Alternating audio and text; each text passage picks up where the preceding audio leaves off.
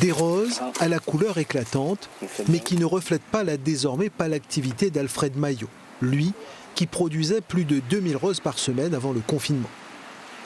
Depuis le Covid, tout a changé. On n'était pas habitué, on s'était préparé à ça, on n'entendait pas ça. Je faisais 2 marchés forains par semaine. Moi, là, j'étais au moins facilement 8000 roses.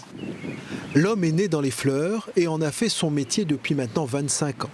Le Covid, c'est moins de demandes sur les marchés forains, 0 fête de mariage, de baptême et aucun salon. Alfred Maillot, heureusement, a pu bénéficier d'un peu d'aide financière de la part de l'État. Non, il ne faut pas les perdre. Je peux dire au gars un petit revenu, mais il n'est pas suffisant. On travaille à perdre, on ne travaille pas à gagner.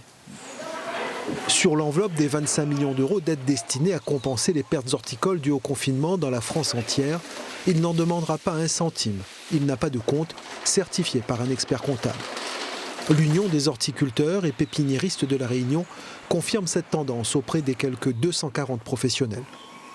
Beaucoup d'horticulteurs ne pourront pas répondre à ces plans puisqu'ils sont incapables, par le fait de regrouper tous les documents qui sont demandés, qui sont énormes, de remplir les dossiers et 95% ne répondront pas si ce n'est pas plus, quoi. Ce qui serait important de mettre en œuvre, c'est un appui technique de la part de peut-être la Chambre d'agriculture, de la DAF, de l'État, pour aider les horticulteurs à monter ces dossiers qui sont très complexes.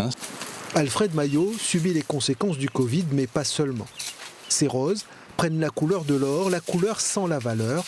Elles se dessèchent à cause, affirme-t-il, des désherbages alentours.